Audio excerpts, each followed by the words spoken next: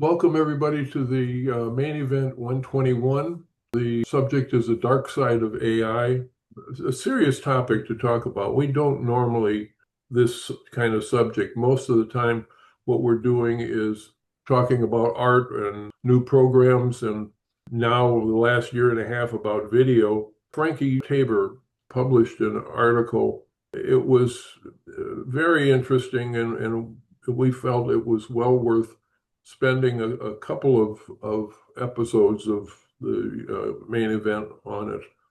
Geoffrey Hinton is known as Godfather of AI, and he has of late been not only, has he been doing all these things to advance AI, but he's been putting out a lot of warnings. I'd like to read a little bit from the article. What I'm hoping we can do is discuss the issues. I'm looking forward to seeing what your thoughts are in terms of, are we going to be able to do what we have to do in order to make sure that we don't have things happen that he's talking about potentially could happen. This is again from Frankie's article, and she was not able to be with us today.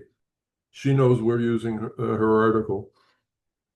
As one of the founding figures of modern artificial intelligence, Geoffrey Hinton has spent decades advancing the very technologies not now reshaping our world. But in recent years, Hinton has stepped forward with growing alarm, warning that AI poses not just technical challenges, but profound risks to human safety, democracy, and even our survival. From the misuse of AI by bad actors to the existential threat of superintelligent systems, Hinton's concern has shifted the global conversation from the possibilities to precautions. Yet while the headlines have focused on fears, what is often missing is the path forward. This article lays out a particular blueprint for addressing the risks Hinton has identified, dividing into two critical fronts: the dangers of human misuse today, and the more distant but potentially irreversible rise of tomorrow's autonomous AI. Drawing from public policy, regulatory strategies, startup innovation, and civil society, the goal is clear: to transform anxiety into action and to ensure that the future of AI remains a human-centered one. He divides this up into misuse by bad actors, but he also talks about when we have super intelligent computers. My hope is that we can spend today on misuse aspects, and next week talk about the supercomputer issues. Much of those things are they sound like sci-fi. They sound like movies we've seen, and have basically thought, well, that was an interesting movie, but that won't happen. Well, there's so many wealthy people putting huge sums of money into this whole subject of AI. And we all know who the main players are. And the thing is that, particularly given the current government in the United States, given big players like Amazon and Elon Musk and others, Meta, you should mention Meta as well. And the thing is that these things potentially could happen. We're going to talk first about what the problems are, and then we'll get into Geoffrey's ideas of what can help solve these things. My big question to you is really, is our society capable of taking making these changes so that we can solve these issues before they happen. The first thing he talks about in terms of misuse is cyber attacks. The big concern is potentially crippling things like financial institutions. You know, I mean, and you know, I mean, how many times have you been in a store and all of a sudden the power goes out and they can't check you out because the cash registers aren't working anymore? Well, you know, we you know have heard of trying to develop ways of breaking into our system. Sometimes they're successful in smaller ways. Every once in a while, we hear about all of our Social Security numbers being, you know, pilfered and things like that. So, cyber attacks is something that is on a large scale can really be a serious issue. Creation of dangerous biological viruses. He talks about the capabilities of AI to be trained to do scientific work, be able to solve, you know, medical problems, but again, in the hands of the wrong people, you know, they could develop bioweapons that we have never addressed before because they've never existed before. So, Do we? Or it happens already? But Big Al, I prefer to stay topic by topic rather to jump to all the others because the cyber attack have multiple ramification. I mean, it's obviously the financial part is mostly because it's you know, with the ransom. But imagine something far more bigger, you know, like cyber attacks on the big financial systems, and those collapse, therefore the whole world collapses, therefore all world goes in chaos. But the biggest thing, and kind of is related to the superintelligence as well. And you look to what Mark Zuckerberg is doing with Meta. I know poaching. Lately, he took all the brightest guys. They give salaries like $100 million per each person. He took like 20, 30 people, all the big heads from all the competition to create this super intelligence. So therefore, and you know, his background, you know, he was under the investigations before doing kind of shady stuff. But the question is, what if somebody with a supercomputer wants to alter the Bitcoin change, right? Because Bitcoin right now is 100,000, 12,000, I believe, 100,000, 12 thousands dollars per Bitcoin. If somebody succeed to break that unbreakable, the chain, you know, the blockchain, and suddenly he can took is that the entire thing goes in chaos. So I think, in my opinion, the cybersecurity and the possibility to give that to AI, it's far more dangerous, but not from the people's day by day point of view. Is more to the world implication, because right now we discover the powers like in the Pandora box, which we never have it before. Yes, we can compare AI like the nuclear power, you know, like they are so destructive. Those comparisons, they were done before. And we realized, yeah, in 1940s, people discovered the atomic bomb and Hiroshima and Nagasaki, and after that, no other bombs were released. The reason why is because people came to the consensus like it's way too dangerous. Now we have kind of a similar situation. We didn't have yet an AI bomb targeting something, but obviously the potential is there. So, I think it's good to open the floor for discussion for maybe 10, 15 minutes. And after that, we can go on the bio fair. And it was the other one. I think there are another two or three. Is that better, Big Al? So yeah, we can... I think that makes a lot of sense. He he talks about establishing national AI cybersecurity standards, Right. and disclosing vulnerabilities in systems, developing cyber resistant incentives. There's regulatory solutions and that he talks about. He talks about startup opportunities for AI based companies to develop ways of combating this stuff. But I would like to, see what you guys are thinking about in terms of, how likely are we going to be able to regulate this stuff? How are we going to be able to regulate it on a global basis? Anybody have some thoughts?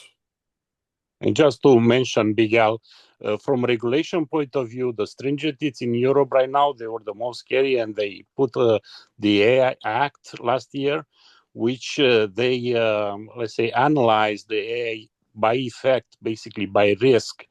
And obviously, when they see major risks, they basically ban the AI and they heavily regulate. If somebody do something wrong, there are millions of dollars in fines and stuff like that. So that's the stringent. US and North America in general is kind of in the middle, and in Asia, on the other side of the world, AI is actually very well embraced, is let it run wild. India, China, maybe even Russia, they are allowed to do work with AI and pushing the boundaries. Let's put it in that way. I do not know how much they are let to go too much. That means that's another thing. But obviously, cyber attacks happens on that side, and that is actually the point of discussion. So how you guys you see that? How you see it in the world, and what's your opinion about it? Jeff, you have some thoughts? I think it's terrifying for sure. Every time I say, "Oh, I'm doing AI fashion design," but everybody goes to like the whole AI and how it's gonna like ruin the world and like I don't know. It's scary what can happen for sure. But I don't know. The future is very like I don't it's not predictable right now. Al, are you familiar with Yuval Noah Harari? What is it? Yuval Noah Harari. You should truly listen to any of his podcasts. He's one of the top futurists in the world, and his books have sold millions. He wrote *Sapiens*, among other books. I think he's literally a certifiable genius. His point of view is pretty dim, though. It's pretty dire. I don't even think he talks about lots of things, but one of the things he talks about is not necessarily humans being nefarious. He thinks that once the supercomputers are on their own, that's where things are going to change dramatically. That they'll be 10,000 times smarter, 1,000,000 times smarter, to the point where they won't need humans to do absolutely anything. And his metaphor, which I think is apt, although terrifying, is he thinks in the far future, and maybe not that far, that the supercomputers will treat humans the way we look at ants.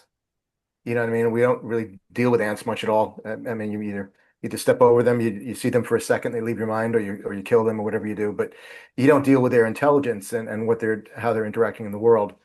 And that's how he thinks the supercomputers in the future will act, because they're going to be able to replicate themselves and do whatever they need to do. And yeah, Glenn, but he had also another point of view, because I was listening some of the podcast as well, but again, that is because computers do not have emotions, and the emotion is the key word which make us humans in general life have emotions, not necessarily we are the peak as humans, at least on this planet we think, but in general there is another aspect which even at the quantum level we can say that okay, a machine cannot influence let's say an experience as we do it as humans, like famous experience when you think about how a proton is going to go left and right, and suddenly just thinking about it you influence the outcome of the experiment. The machine cannot do that. The machines were not able to do that, despite the fact that there are some experiments where they said with computers they release on demons. Again, that's more like a conspiracy theory, but the point is the humans have something which the machines doesn't have, and even if you are super smart, super rely on 1 and 0 as an outcome, the path between 1 and 0, which is the emotion path, which is human, or if you want to call it, is more like life related, that may trump all these fears which we have because we did not discover all about us. And actually, we do have a lot of power on us, which make us creative, will make us different than the machines. And that is actually the saving part for the human side. Yes, it's looked dim, as you said, and that was experience. It was related on science fictions. There are a ton of books which they took the worst scenario and they took the bright scenario. No, we can talk about that. Science fiction in general, they have explained it in many, many ways. Terminator's books and movies, and Asimov's with the robots and so on. But the thing is, still starts with what happened at the society level. We can have it to regulate it. All this AI can be regulated, but is the education which is missing. If all humans, they will be educated to be kind, and therefore the AI will be kind, right? Because the many times it say AI is a reflection of the trainer, which is probably 100% true. We train AI mostly with clicks. AI is trying to please you at this moment. It's basically like a child. But when this child is going to become a teenager and later an adult, saying in a few years, some people say in 2028, we're going to reach that level when we're going to have AGI, the superintelligence. But still, I think, when you look to what's good and bad, it's actually the real key. What defines good and what defines bad? Because from a machine point of view, there's no emotions. So they might think doing good is something which is really bad for human, right? Well, this is the thing that Brant Hildman has been working on. I don't want to over tip his hand, but he has developed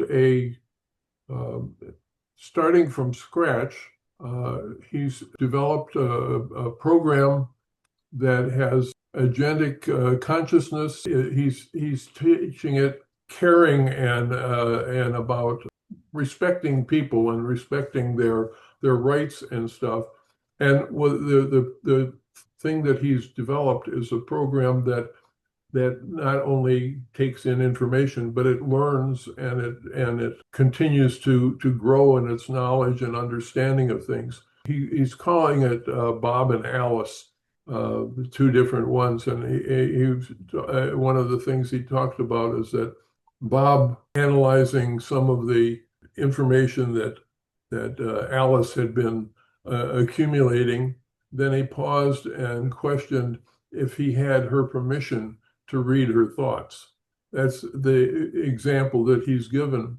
So what he's trying to do is to develop something that is got emotions and has some sense of right and wrong and seeing what he can do. And he's really partnering with some people to make this thing happen. I think we have to assume that at some point or other, the computers will be able to have a sense of emotion and be able to interpret things through a consciousness. Because if they don't, then they're going to interpret things based on numerical probabilities, and they're going to decide things like, are the humans stifling us? Are they our enemy? I mean, again, we say this sounds like sci-fi, but you know what? We're on the cusp of things happening. We've seen so much happen in the last few years, in the last 6 months, to really have some concerns about, where is this going? I think when it comes to, back to talking about cyber attacks, I'm sure that the military is working hard and fast, both our country, Russia, China, who knows who else, to develop the ability to shut down a military operation completely in some country, so that they don't have the ability to attack, and you render them defenseless. I mean, why wouldn't they be trying to do that? That's the way military thinks. I just have a question for Glenn. I forgot the name of the futurist you were referring to, but did he give a time frame for his doomsday scenario? I mean, are we talking? I mean, he's endlessly discussing that, and that's the topic. That's probably the top question on every interview that he has. So I think he dances around that a little bit, Eric. As far as Right. the last thing that I heard him say, again, it's almost not relevant to us on any level. He thinks in 1,000 years. Again, he's being asked the question, so he has to answer it. In 1,000 years, there won't be humans on this planet. It's just not even in his mind. It won't even be possible. If you go back further, back earlier, he thinks that there'll be a combination of humans and well, some kind of robotic technology, some hybrids. Cyborgs. Yeah, I guess you can call them cyborgs, and Yeah. that's the grandkids that are growing up now, Eric, that are just being born. He believes that the relationships that they'll have when they're adults will highly likely not be with humans. It'll be with some kind of some kind of mashup composite. Yeah, but Glenn, here is where actually I do have kind of different opinions. I see the points for different people. It doesn't mean I agree. Sometimes I agree, sometimes I don't. But in this particular case, I disagree, and here is the reason why. First of all, we did create artificial brain which acts like a computer. So therefore, my question is, what is a computer? What is a machine as a definition? Is a server? Is the service? Is the fact the system which makes the decision? So therefore, it doesn't matter what is built out of. Because imagine this, if I will 3D print out billions of neurons, and I will create something organic, how should I call that? Should I call that computer? Should I call that an entity, a biological entity? Should I call that AGI? So the point where I'm going is we do not know what is coming in the future because we are in the gaps to discover it right now. It's basically our eyes that as human, they start opening to see what the future is, and sometimes it's terrifying. But in the same time, we should think what the whole reality is. And this is where the biggest difference is coming. And kind of Al pointed out, saying conscious. What is conscious? What is the universe? Are we creating with our conscience the whole universe all around? So therefore, we go in the metaphysics, spirituality side. And therefore, I know there's no computers there because it's spiritual, right? So, but I gotta stop you there, Sandu. I don't know that again, it's an opinion.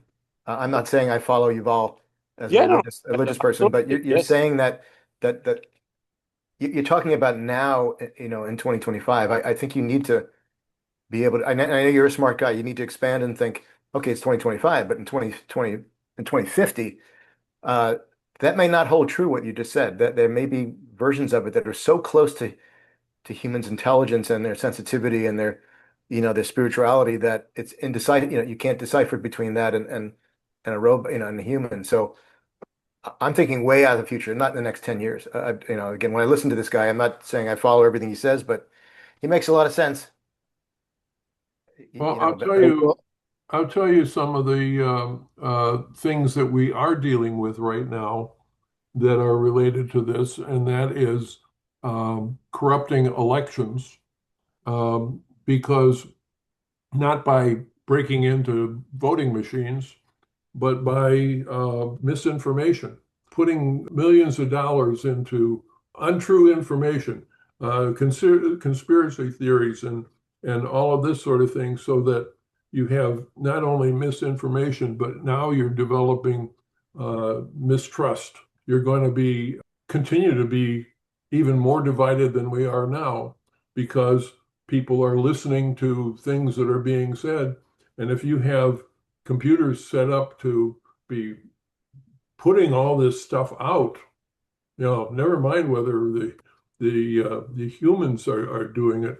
What if you program the computer to just be putting this out in mass? Just win the election. Just say it, Big Al. We program a computer to win the election, right? That is, where is democracy, right? Yeah. Well, yeah, absolutely terrifying. Well, one thing when you were talking, Big Al, about I forget the guy's name you were talking about who was creating this emotional computer. I think, possibly in the future, and I don't know if this futurist has discussed this. I mean, just like anything, and first of all, this whole thing makes me think of that movie War Games, when, if you're familiar with the movie War Games, when the computer was misguided and they couldn't control it, and it was creating a international global thermonuclear war. The computer thought it was playing a game, and it didn't really understand that it was actually possibly going to create destruction in the world. Probably you would think that if there was a way of creating a computer that could feel emotion, at the end of the day, there'll be like the good supercomputer versus the bad supercomputer. You have your cyber attack people, then you'll have your cyber police people. I think possibly the only way of battling that kind of superpower would be an equal power that understands the positive. And it would be a kind of like the two of them get into a ring together and, may the best supercomputer win. If you look at our First Amendment of the United States, we are so open to having people have the rights to say whatever they want. And I would think that, go back to Pontius Pilate, what is truth? One person's, we will say that, something is factual, this is what is true. But if somebody else believes something else is true, who are we to, how are we going to determine what is good that we are putting into the computer and what is bad that we shouldn't be putting into the computer? One person's good is another person's bad, and vice versa. That's a good point. It's true. So then what happens, Al, in the future if no one believes any of the news, which I think is going to happen? Will there just be tribes like in the days of the beginning of humanity, where you can only believe a small amount of people that you know and trust, but you don't believe the outer information that you're getting, which I think is not that far away. Well, it's back to the education now. It's back to the education at one time, because the core values typically they remain. Core values during time always they remain, either through religions, through the educations. Typically they always maintain. Now we have everything kind of on the table on internet, call it as you want, but it's visible and affordable and also accessible to anybody, including computers. So I do not think we are to the point where the computers they learn by themselves to a certain degree. And there are people behind which they try to take the benefits out of it. Of course, we are living in a financial system. We cannot deny that. And back to the point, what's good and what's bad is back to the education. As long as that core value is not altered, I don't think will be major issues. But if we alter the core values, everything goes, in chaos. But who's in charge of the education, Sandu? That's the thing. That's where we are going. What AGI is doing, right? Who's back to AI? Who's training the AI, and who are the people which feed the AI? And we are looking like, OpenAI, Meta, Google, and so on, right? I'm almost sure there are some good faith on doing that, and I'm not talking about, copyrights and stuff like that, because those at one time will be probably solved. They'll say, okay, we'll give you some money and I can use that and they can do whatever they want. But it's as you said, in 20 years, when a new generation is coming and the kids, they are living with AI right now, Is that impacted? Who's training who? That means we as a parent, we try to train our kids, but in the same time, AI is going to train the kid. I'm almost sure that means the young generation is going to use AI as a friend, as they will not make a difference between a human person and a digital person. They will use it. They will confess. They will discuss. They will interact. And they won't need an imaginary friend anymore. Huh. Yeah. Did you guys see that movie Her not long ago? I think that's yes, exactly. Yeah. When I saw that, I thought, oh, that's not going to happen for 20, 30 years. And here it is. Yes. I mean, there are people who have relationships and therefore the humanity changed. Back to my point that the humanity, even the notion of humanity, might change faster than we think. We are latent right now because we didn't have the technology to change us. But the reality is each generation is exposed to far more data, far more information compared with the previous one. And frankly, I think the younger generation, yes, they will be immortal in the sense that the amount of data and the information with that brain has to process is probably 10,000 billion times bigger than what it was with our grandfathers. The thing that scares me is that the people that are spending the money to do this stuff, do I want Jeff Bezos and Elon Musk to be determining what these computers should be doing and what going to make them do something that is good for humanity when their primary focus has always been what's best for me? How much more money can I make? And that has got to be the incentive of all these companies going into it. Google will talk about the fact that they're trying to do stuff, for the good of humanity, and what we're trying to do here is going to be good for everyone. Can we even trust that? Because the thing is that there's so much money being spent on this stuff, people are going to want to have the financial return. And it is going to, another thing that Geoffrey Hinton talks about is the further separating of wealth from poverty. What happens when massive amounts of jobs are no longer available? Why? Because the computers and robots are doing it all. What's the incentive for people to continue on with their life? Are they going to decide that what they have to do now, since they've put all these people out of work, is to provide them with a good standard of living by providing them with the money to buy a good house, buy a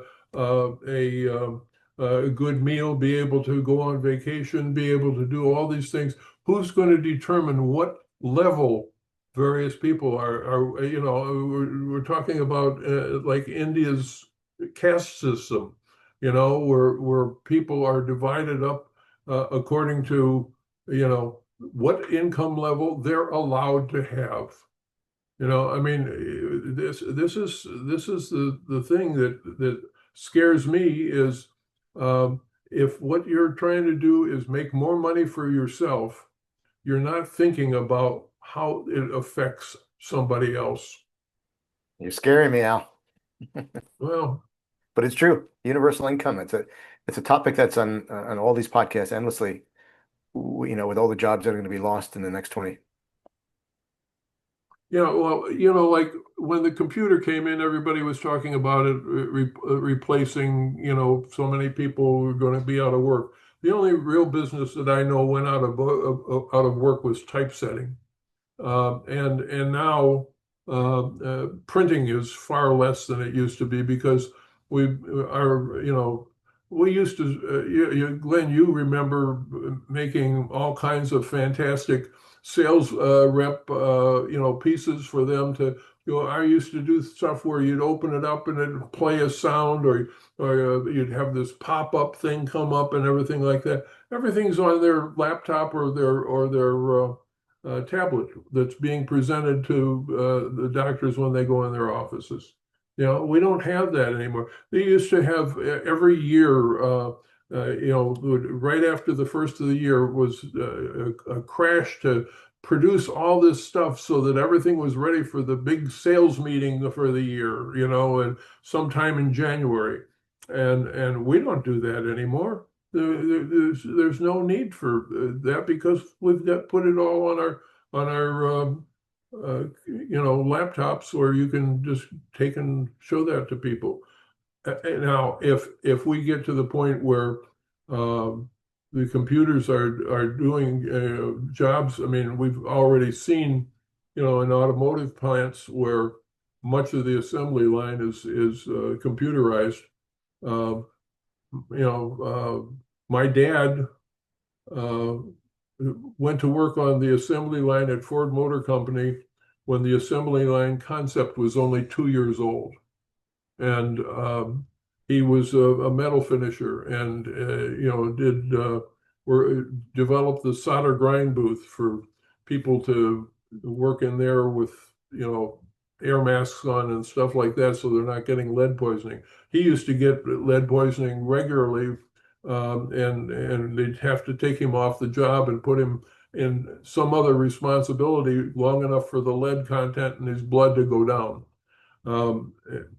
There's aren't really issues anymore because the computers are the robotics are doing all of this assembly work, and so we're going to have jobs disappear. We as creatives can talk about the fact that we will always be able to work because of the fact that a machine can't be as creative as each of us are. You, Glenn, have a unique gift. Eric, you have a unique gift. Natalie, you have a unique gift. We each have a different way of looking at things, and the results of what we do are totally different from one another, and that's fantastic.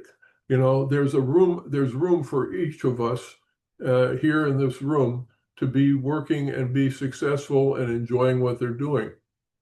What happens when somebody decides, well, we don't need to hire a person to do this. The computer will churn out stuff. They based on their interpretation of what the market looks like. Yeah, Miguel, but the market in general itself balancing, because at the end, still a user or a consumer, it's a human being. Yes, what I'm seeing right now, it's a big shift of financial wealth to one pole to another. The classical, the rich get richer, the poor get poorer, and that stuff which definitely people thought with AI will be actually a balance. To me, yes, there are threats. Yes, I think we're going to invent new type of jobs. Humans probably will be used more on the level of make sure the robots are doing what they're supposed to do. But to me, the question is, what will be the end user? Because all those cars or whatever the entire assembly line is producing has to be sold to somebody, or somebody has to use that, right? I agree with you that somebody's going to have a job to watch over the computers and everything, but you're not going to train the coal miner or the person that works in the kitchen washing dishes how to take and watch the computer to make sure that it's doing what's right. Yeah, no, I agree with that. And also takes time, same as 20, 30 years ago, nobody was using computers, so maybe 1%, 2%. Right now, everybody's using probably 30, 40%. They are using computers, not too much, but they are still using. So I agree with you. There are some certain categories which, yes, you want to reprofile it to do something else. I agree with you. What else you can do? I 100% agree with you. But it's not really different than, when we got into the industrial age, when we were a country of agriculturalists, and then when we got new technology, that changed and we became, a different country with people doing different jobs. So, I mean, I don't think we know I guess we call it the age of AI, but at the same time, what's going to be the result of that? How is society itself going to change, just like the Industrial Revolution changed how we lived? Yeah, that's a good point, Eric. The scary part is if AI in the future can do most of the tasks, what does that leave humans to do? I mean, don't know there'll how, be I don't, they predict that we will have longer lifespans in the future. So I can only assume that I don't know how you figure out the wealth scenario, but maybe we will have more time to focus on our health and do healthier things and be more active. And this costs money though, doesn't it? what's that? Big Al's point, who's paying for that if you don't, what I mean? Where's universal income? Who's deciding on that? And, if you listen to the news lately, they're cutting things like Medicaid and making people work who can barely work and all that stuff. So I just hope that changes. Well, Yeah. and also, like, we don't have, the Democrats have talked about taxing higher the wealthy so that there's more money for those kinds of social needs. But what's going on right now with the Trump administration is just the opposite. The money's being given to the wealthy and screw the young guy, the little guy. So Big Al, will there be, and in all seriousness, will there be a revolution Well, of the masses it, who have no choice? we have happening in a form or another, but yes. we And have look to the world, it's not settled. we saw it in 1917 in Russia. We've seen it in lots of places, France, the United States, and we certainly see a great deal of uprising in the streets today. So far, it's peaceful, but what happens when the government continues to come in with weapons? When does the crowd get weaponized? We have more guns in this country than we have people. People own multiple guns, and it's no wonder that we have the highest cause of death in young people today is guns, and we have a right to have our guns. Well, it's also drugs, but yeah. I think back to the subject of discussion with AI, I think AI is going to be regulated. That means, for another, it is. We know here, big investments, trillion of dollars. That's the reality, actually. With AI, people become richer overnight. There are many cases, younger folks, they start a small startup and they become millionaires overnight, in 2-3 months, 6 months. There is also a case, a guy was doing like a quick side thing and for web, and he sold it to Wix, I believe, and he made 80 million in 6 months. So there is an opportunity on that side, it's like that. Let's take the bright side too. Like, yes, we talk about the dark side, but it's also a bright side which gives the opportunity to everybody. But I like the point which Big Al made, like the average person, like person which are not using computers, coal miners and stuff like that. I'm saying that also for construction, because the biggest impact which I'm saying is actually in construction. It's harder and harder to get people to work on construction professionally, especially electricians, plumbers, carpenters, and so on. Like people are saying, yeah, it's gonna be replaced with robots and stuff, which, yeah, theoretically you can do it, but we're not there yet. And definitely the craftsmanship, and that is where actually my heart breaks all the time, because we are losing right now thousands of years of experience and craftsmanship. And in the last 100 years, lots of jobs, they disappeared. an example, making hats. To do a hat as a profession, nobody's doing. Everything is kind of automatized, and there was some craftsmanship to do a Jobin, for instance, right? That's kind of lost now. In construction, same thing. It's hard for me to have good electricians, good plumbers, and by default, usually the system is regulates by itself, so there are peaks and ups. So right now we are on the downside, but what I'm saying is the amplitude is bigger and bigger from decade by decade. The lack of it's higher or lower, as amplitude, and that is where I think AI it's magnifying these differences of amplitudes. At one time, the system by itself is regulated, so maybe in 10 years, people will say, "Hey, I'll make more money as a plumber than a IT guy or a lawyer or a doctor." That may happen too. That is a possibility. That is happening. There are plenty of plumbers, and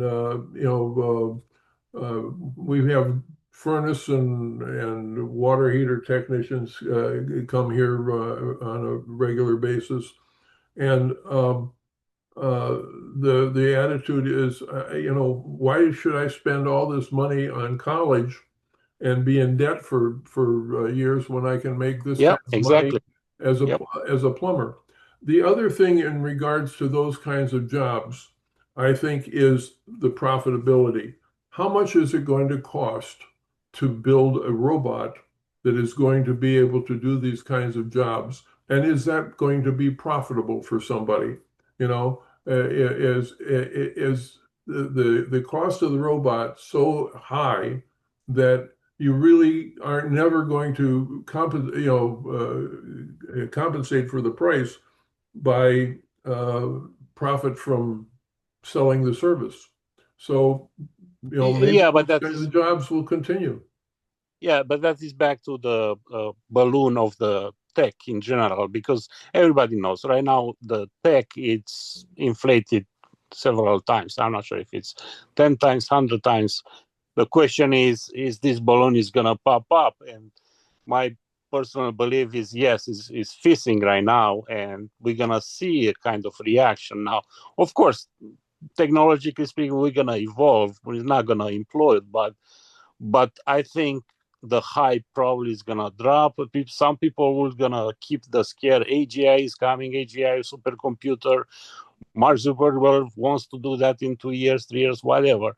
But the practical things remain. As I mentioned before, still at the end, it's a human user. I don't think that's going to change, at least in the next few years.